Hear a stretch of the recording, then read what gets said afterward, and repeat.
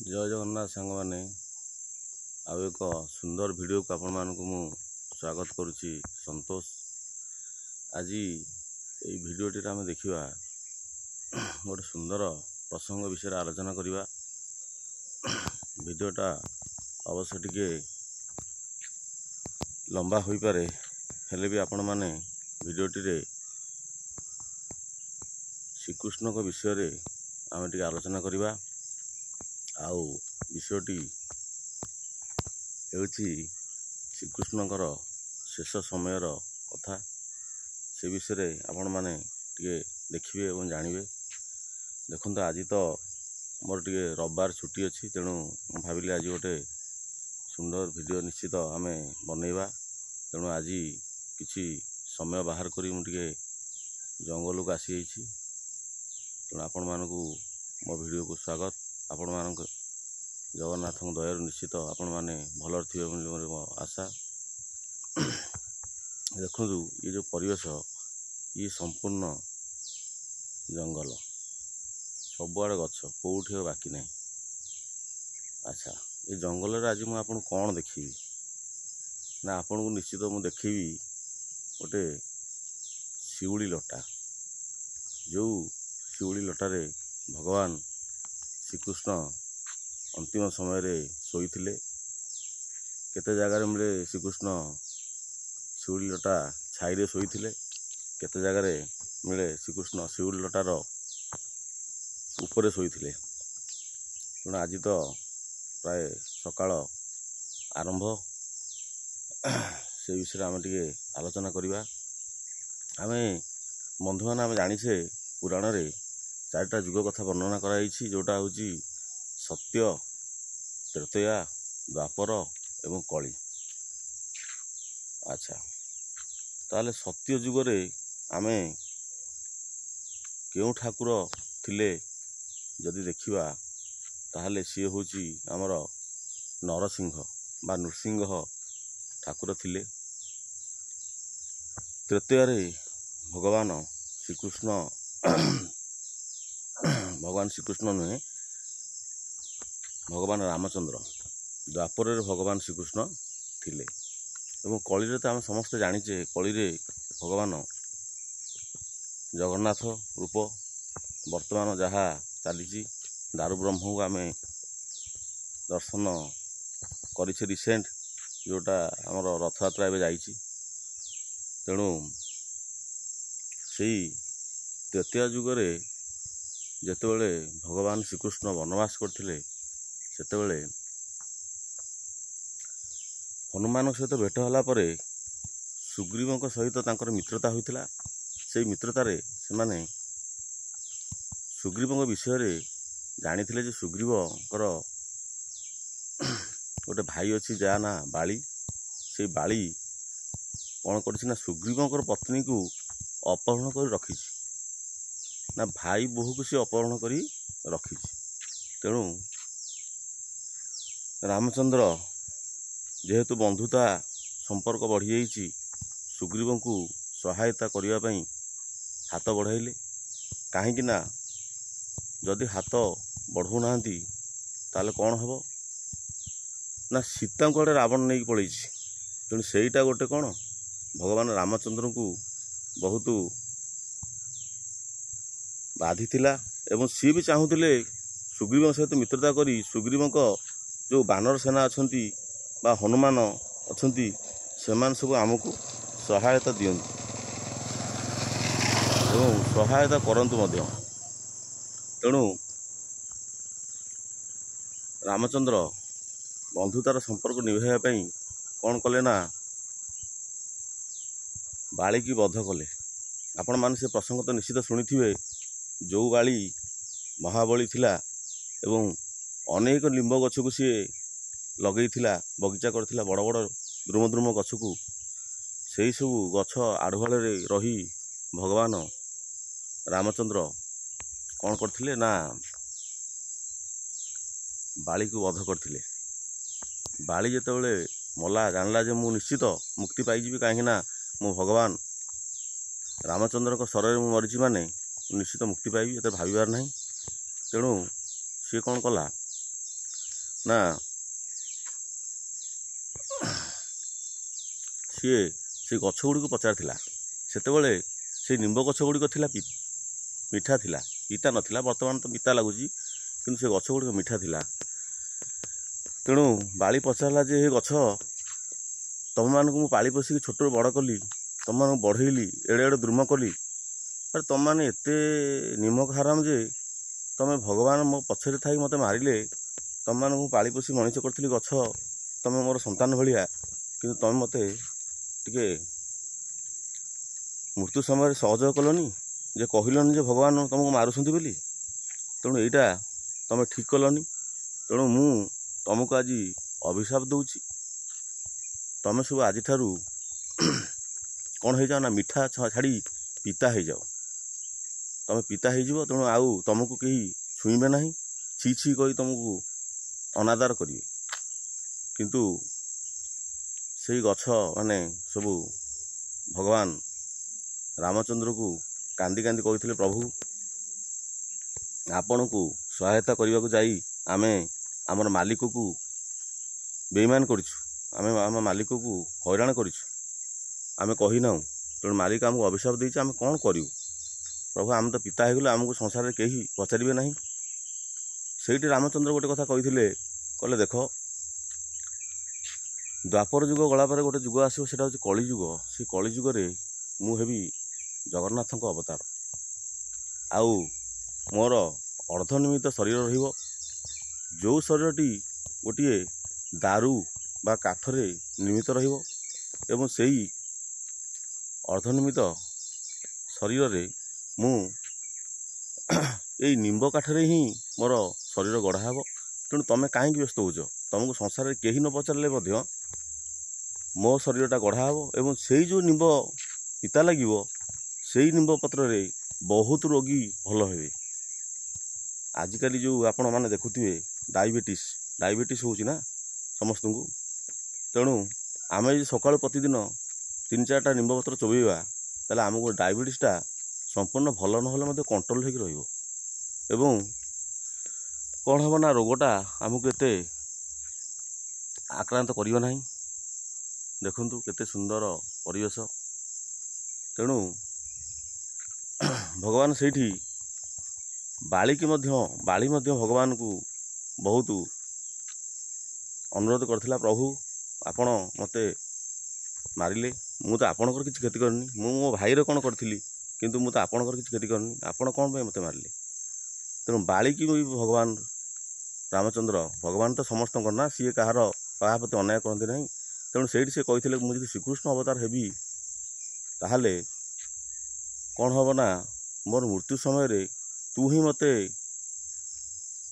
ଇହଲୀଳା ସମ୍ବରଣ କଲାବେଳକୁ ତୁ ମୃତ୍ୟୁର କାରଣ ହେବୁ। ତୁ ବି କ'ଣ ହେବୁ ନା, ଯାରା ଶବର ହେବୁ। ମୋର ଅନ୍ତିମ ସମୟରେ ତୁ ମୋତେ ମୃତ୍ୟୁକୁ ଦେବୁ। ତେଣୁ ହଉ, ଭିଡ଼ିଓଟା ତ ଟିକେ ବଡ଼ ହୋଇଯାଇଛି ସାଙ୍ଗମାନେ। ଆମେ ବର୍ତ୍ତମାନ ଯେଉଁ ଟପିକ୍ଟା ଆମର ଥିଲା, ବିଷୟଟା, ସେଇଠିକି ଟିକେ ଆସିବା ଏବଂ ସେଇ ଗଛଟିକୁ ଦେଖିବା, ଶିଉଳି ଲତା ଯେଉଁଟା। ଆପଣମାନେ ତ ଏଇଟା ବାହାରେ ପାଇବେ ନାହିଁ। ଦେଖନ୍ତୁ ଏ ଲଟାଟିକୁ ଟିକେ, ମୋ ପଛ ଆଡ଼େ ଏଇ ଲଟାଟିକୁ ଆପଣ ଦେଖାଉଛି। ଦେଖନ୍ତୁ କେମିତି ଲମ୍ବିଛି ଲଟାଟା। ଆପଣ ଏଇଟା ସହରରେ ପାଇବେ ନାହିଁ। ତେଣୁ ଭିଡ଼ିଓଟି ଆପଣଙ୍କୁ ଭଲ ଲାଗିଲେ ନିଶ୍ଚିତ ଚ୍ୟାନେଲଟିକୁ ସବସ୍କ୍ରାଇବ୍ କରିବାକୁ ଭୁଲିବେ ନାହିଁ। ଏଇଟା ଦେଖନ୍ତୁ ଲଟାଟା କେତେ ବାଟ ସେ ଲମ୍ବିଛି, ଆପଣ ତା'ର କଳନା କରିପାରିବେ ନାହିଁ। ଏଇଟା ଦେଖନ୍ତୁ, ଏଇଠି ଦେଖାଉଛି ମୋର ଏ ସାଇଡ଼୍କି ଆସି ମୁଁ ଦେଖୁଛି। ଦେଖନ୍ତୁ କେତେ ବାଟ ଏ ଲଟାଟା ଲମ୍ବିଛି। ଦେଖନ୍ତୁ, ଇଏ ହେଉଛି ସେଇ ଶିଉଳି ଲଟା ଯେଉଁଠି ଭଗବାନ ଶ୍ରୀକୃଷ୍ଣ ଦିନେ ଶୋଇଥିଲେ। ମାନେ ଏଇ ଜାଗା ନୁହେଁ, ମୁଁ ଯେଉଁ ଜାଗା ଦେଖାଉଛି ଇଏ ସେଇ ଗଛ। ଆପଣ ଦେଖନ୍ତୁ, ଆପଣ କହିବେ ଏଇଟା ଟିକେ ଚାରିଆଡ଼େ ଟିକେ ଦେଖେଇଲେ ଭଲ ହୁଅନ୍ତା। ହଁ, ନିଶ୍ଚିତ ଦେଖେଇଦେବି, କିନ୍ତୁ ଦେଖନ୍ତୁ ଏଇ ଭିତରେ ଯେଉଁ ଘଞ୍ଚ ଜଙ୍ଗଲ ହେଇଛି, ୟା ଭିତରେ ପଶିବାଟା ମାନେ ବିପଦର କାରଣ। ତେଣୁ ତା ଭିତରକୁ ଯିବାଟା ଠିକ୍ ହେବନି। ତେଣୁ ଆପଣମାନଙ୍କୁ ଏଇଠି ଥାଇ, ମୁଁ ଏଇ ଦୂରରେ ଥାଇ ଦେଖେଇ ଦେଉଛି। ଦେଖନ୍ତୁ ଏ ଗଛଟା ଏଇଠୁ ବାହାରିଛି, ଏମିତି ଲମ୍ବିଛି। ପାଖକୁ ବି ଯାଇ ମୁଁ ଆପଣଙ୍କୁ ଦେଖାଉଛି। ଦେଖନ୍ତୁ କେମିତି ହେଇଛି ଗଛଟା। ଶିଉଳି ଲଟା ଟିକେ ଦେଖନ୍ତୁ କେମିତି ହେଇଛି। ଏଇଟା ଦେଖନ୍ତୁ, ଏଇଟା କେମିତି ଲମ୍ବିଛି ଆପଣ ଟିକେ ଦେଖନ୍ତୁ। କୁଆଡ଼େ ଲମ୍ବିଛି ଆପଣ ନିଜେ ଦେଖିଲେ ବିଶ୍ୱାସ କରିପାରିବେ ପ୍ରକୃତରେ ନାଇଁ ଭିଡ଼ିଓଟାରେ କିଛିଟା ଅଛି। ତେଣୁ ଆପଣ ଚ୍ୟାନେଲ୍ ସହିତ ଯୋଡ଼ି ହୋଇ ରହିବେ ଏବଂ ଏଇଭଳିଆ ସୁନ୍ଦର ଭିଡ଼ିଓ ମୁଁ ଆପଣଙ୍କୁ ଦେଖାଉଛି। ପାଖକୁ ଯାଇକି ପୁରା ଯେଉଁ ଦେଖନ୍ତୁ କେମିତି ଲଟାଟା ହୋଇଛି, କେତେ ବାଟ ସେ ଲମ୍ବିଛି, କୁଆଡ଼େ କୁଆଡ଼େ ଯାଇଛି ଦେଖନ୍ତୁ। ଏଇଠି ଏଗୁଡ଼ା ସବୁ କ'ଣ ଆପଣମାନଙ୍କ ଭାଗ୍ୟରେ ଥିଲେ ଦର୍ଶନ ମିଳେ। ଦେଖନ୍ତୁ କୁଆଡ଼େ କୁଆଡ଼େ ସେ ଲଟା ଲମ୍ବିଛି, ଆପଣ ବିଶ୍ୱାସ କରିପାରିବେନି। ଗଛ ଯାକ ସବୁଆଡ଼େ ଲଟା ଲମ୍ବିଛି ଦେଖନ୍ତୁ।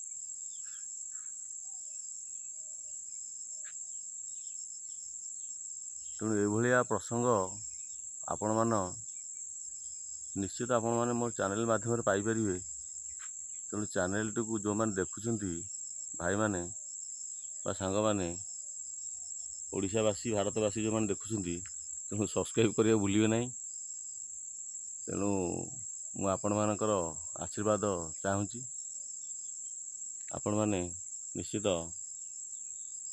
ଦେଖିକି ଆପଣମାନେ ନିଶ୍ଚିତ ଖୁସି ଲାଗୁଥିବ ଯେ ଗୋଟେ ଭାଇ ଯାହା ହଉ ତାର ଯାଇକି ଗୋଟେ ଜାଗାରେ ଆପଣମାନଙ୍କୁ ନିଶ୍ଚିତ ଗୋଟେ ଭଲ ସୂଚନା ଦେଲା।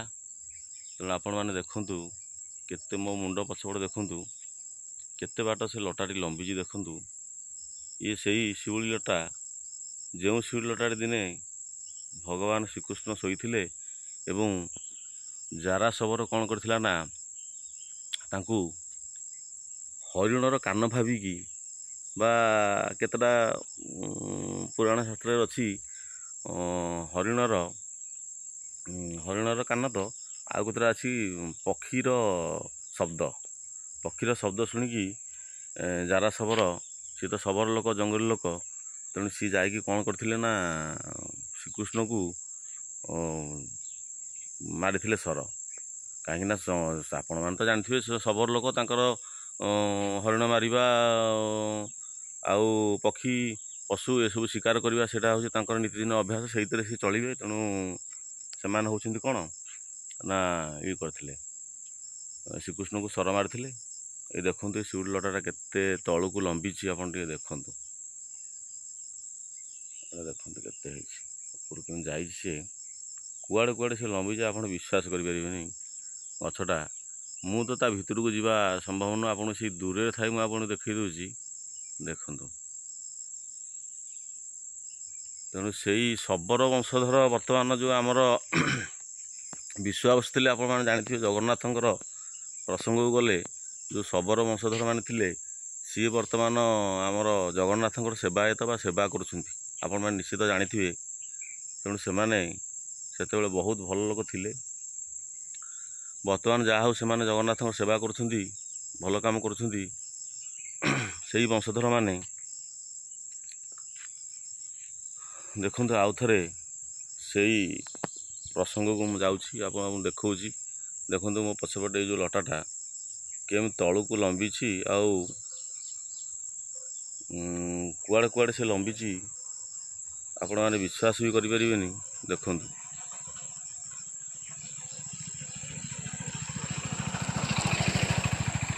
ଏଗୁଡ଼ା ଯେଉଁ ଗଛ ଗୁଡ଼ା ଆପଣ ଦେଖୁଛନ୍ତି, ଇଏ ସବୁ ହେଉଛି ଆଜ୍ଞା ଜାମୁ ଗଛ। ତା ଭିତରେ ବିଭିନ୍ନ ପ୍ରକାର ଗଛ ଅଛି, ଯେଉଁଟାକି ଆମେ ତ ସହଜରେ ଜାଣିପାରିବା ନାହିଁ କେଉଁ କେଉଁ ଗଛ, ଚିହ୍ନିବାଟା ଅସମ୍ଭବ। କାହିଁକିନା ଗୋଟେ ଗଛ ଦେଖନ୍ତୁ, ଆପଣ କେତେ ଗଛ ଅଛି, ଆପଣ ବିଶ୍ୱାସ ବି କରିପାରିବେନି। ଯଦି ଆମେ ସେଇ ଯେଉଁ କ'ଣ ଆମର କହନ୍ତି, ଯେଉଁ ବୈଦ୍ୟ ଥିଲେ ଚରକ ଏବଂ ସୁଶ୍ରୁତ, ତାଙ୍କର ସମୟକୁ ଫେରିଯିବା, ସିଏ କହୁଥିଲେ କ'ଣ ନା କୌଣସି ଗଛର ଗୋଟେ ଏମିତି ଗୁଣ ନାହିଁ ଯିଏକି ମଣିଷର ଉପକାରରେ ବା ଜୀବଜନ୍ତୁଙ୍କ ଉପକାରରେ ଆସେ ନାହିଁ। ତେଣୁ ସବୁର ନିଶ୍ଚିତ ରୂପେ କ'ଣ ଅଛି ନା ଆବଶ୍ୟକତା ଦୁନିଆରେ ଅଛି। ଭଗବାନ ଗଛପତ୍ର, ଜୀବଜନ୍ତୁ, ମଣିଷ, ପଶୁପକ୍ଷୀ ଯାହା ବି ସୃଷ୍ଟି କରିଛନ୍ତି, ତାହାର ନିଶ୍ଚିତ ଗୋଟେ ଅଛି, କ'ଣ କହନ୍ତି ଆମର ଗୁଣ ବା କ୍ୱାଲିଟି ଅଛି। ନିଶ୍ଚିତ ସେ ଉପକାର ଲାଗେ, ଆମେ କହିପାରିବାନି ସେଇଟା ଉପକାର ଲାଗିବ ନାହିଁ। ତେଣୁ ଏଭଳିଆ କଥା। ଯାହା ହଉ ଆଜି ଟିକେ ଛୁଟି ମୋର ଥିଲା, ମୁଁ କହିଲି ଯାଉଛି ମୋ ସାଙ୍ଗମାନଙ୍କ ପାଇଁ ଗୋଟେ ସୁନ୍ଦର ଭିଡ଼ିଓଟି ଆଉ ଆଜି ଛାଡ଼ିବି।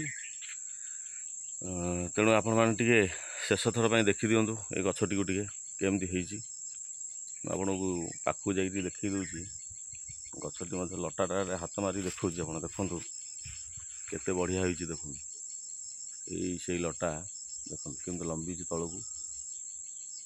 ଏଇ ଦେଖନ୍ତୁ କୁଆଡ଼େ କୁଆଡ଼େ ସେ ଯାଇଛି ଆପଣମାନେ ଟିକେ ବିଶ୍ୱାସ କରିପାରିବେନି। ଦେଖନ୍ତୁ ଏଇଠି ଦେଖନ୍ତୁ ଇଏ ଲଟା ଯେମିତି ହେଇଛି, ମାନେ ୟା ଛାଇରେ କ'ଣ ଇଏ ତ ଯଦି 4-5ଟା ଲଟା ଥିବ ତାହେଲେ ସେ 4-5ଟା ଲଟାରେ ନିଶ୍ଚିତ ରୂପେ କ'ଣ ହେବ ନା ଜଣେ ଲୋକ ଆରାମସେ ଶୋଇପାରିବ। ସେ ଭାଙ୍ଗିବନି, କିଛି ହେବନି, ଯାହା ଏ ଲଟାର ଇଏରୁ ଜଣାପଡ଼ୁଛି। ତେଣୁ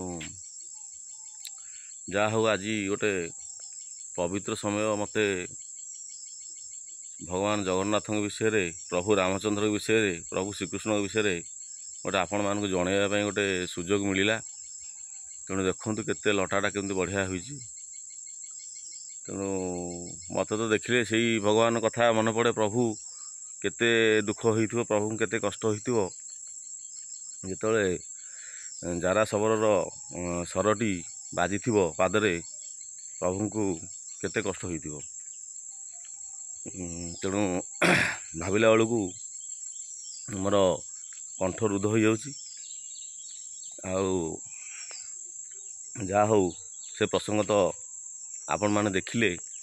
ଆଉ ଏଭଳି ଭାବରେ ଯଦି କିଛି ନୂଆ ନୂଆ ଜିନିଷ ମିଳିଲା ନିଶ୍ଚିତ ମୁଁ ଆପଣମାନଙ୍କ ସହିତ ସେୟାର କରିବି। କାହିଁକିନା ଆପଣମାନେ ମୋ ପରିବାରର ଗୋଟେ ସଦସ୍ୟ ହୋଇଯାଇଛନ୍ତି।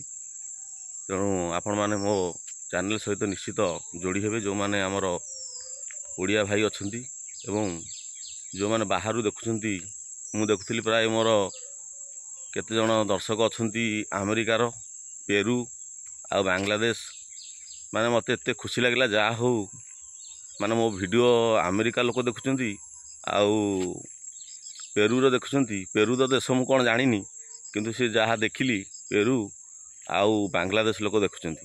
ଯାହା ହଉ ମୋତେ ଖୁସି ଲାଗିଲା। ଯାହା ହଉ ସେମାନେ ମୋର ଭିଡ଼ିଓ ସବୁ ଦେଖିକି ମାନେ ଖୁସି ହେଉଛନ୍ତି ଏବଂ ଚ୍ୟାନେଲ୍ଟିକୁ ମଧ୍ୟ ସବସ୍କ୍ରାଇବ୍ କରିଛନ୍ତି।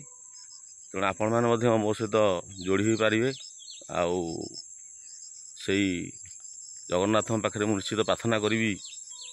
କାହିଁକିନା ଆମେ ହେଉଛୁ ସେଇ ରଥର ମହାରଣା। ଯେଉଁଠି ମୋ ବାପା ଦିନେ ପ୍ରଭୁ ବଳଭଦ୍ରଙ୍କ ରଥ କାମ କରୁଥିଲେ, ଆଜି ତ ବାପା ବାର୍ଦ୍ଧକ୍ୟ ଅବସ୍ଥାରେ ଅଛନ୍ତି।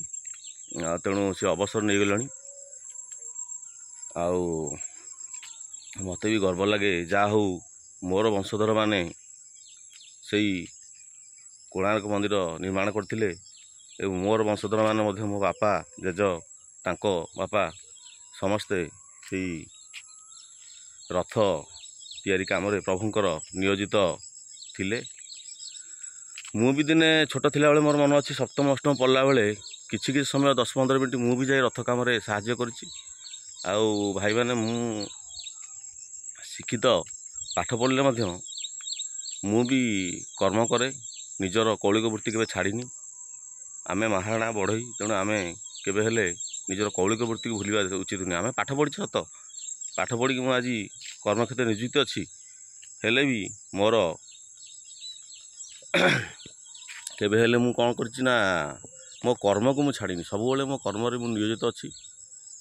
ତେଣୁ ମୋ ଖୁସି ପାଇଁ ମୁଁ ଆପଣମାନଙ୍କୁ ଜଣାଇବା ପାଇଁ ତ ଗୋଟେ ଏମିତି ଭିଡ଼ିଓ ନିର୍ମାଣ କରୁଛି। ହେଲେ ବି ଆପଣମାନେ ବି ସେଇଭଳିଆ ଅନ୍ୟ ଉପରେ ନିର୍ଭର କରନ୍ତୁ ନାହିଁ ଭାଇମାନେ, ସାଙ୍ଗମାନେ। ନିଶ୍ଚିତ ରୂପେ ଆପଣମାନେ ଯେକୌଣସି ଗୋଟେ କର୍ମରେ ନିୟୋଜିତ ରହନ୍ତୁ, କିଛି ପଇସା ନିଶ୍ଚିତ ମିଳିବ, ଏଟା ଭାବିବାର ନାହିଁ। ତେଣୁ ଆପଣମାନେ କର୍ମ କରିଚାଲନ୍ତୁ। କର୍ମଣେ ବ୍ୟାଧିକାରସ୍ତେ ମା ଫଳସୁ କଦାଚନ, ଶ୍ରୀକୃଷ୍ଣ କହିଛନ୍ତି। କର୍ମ କରିଚାଲ, ଫଳରେ ଆଶା କରନି। ଫଳ ତ ନିଶ୍ଚିତ ମିଳିବ, ଏଟା ଭାବିବାର କ'ଣ ଅଛି। ତେଣୁ ଆଜି ତ ପ୍ରାୟ ସମୟ ହୋଇଯାଇଛି ଆପଣମାନଙ୍କଠାରୁ ବିଦାୟ ନେବାର।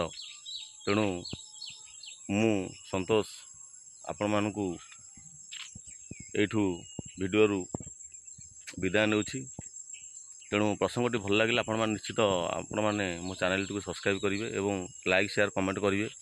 କାହିଁକିନା ଭିଡ଼ିଓ ଟିକେ ଲେନ୍ଦି ହେବ, ତେଣୁ ଆପଣମାନେ ନିଶ୍ଚିତ ଧୈର୍ଯ୍ୟର ସହିତ ଆପଣମାନେ ଦେଖୁଥିବାରୁ ଆପଣମାନଙ୍କୁ ଅଶେଷ ଅଶେଷ ଧନ୍ୟବାଦ। ଶେଷରେ ସେଇ ପ୍ରଭୁ ଜଗନ୍ନାଥ ଆପଣମାନଙ୍କୁ ଖୁସିରେ ରଖିଥାନ୍ତୁ, ଓଡ଼ିଶାବାସୀଙ୍କୁ ଖୁସିରେ ରଖନ୍ତୁ, ଭାରତ ବିଶ୍ୱ ସମସ୍ତଙ୍କୁ ଖୁସିରେ ରଖନ୍ତୁ। ସବୁଠାରେ ଜଗନ୍ନାଥଙ୍କର ବାନା ପ୍ରଚାର ହେଉ। ପ୍ରଭୁ ସମସ୍ତଙ୍କୁ ସୁଖରେ ରଖନ୍ତୁ, ସମସ୍ତଙ୍କ ଅନ୍ତରାତ୍ମା ଖୁସିରେ ଭରିଯାଉ। ରଖୁଛି। ଜୟ ଜଗନ୍ନାଥ, ଜୟ ଜଗନ୍ନାଥ, ଜୟ ଜଗନ୍ନାଥ। ପ୍ରଭୁ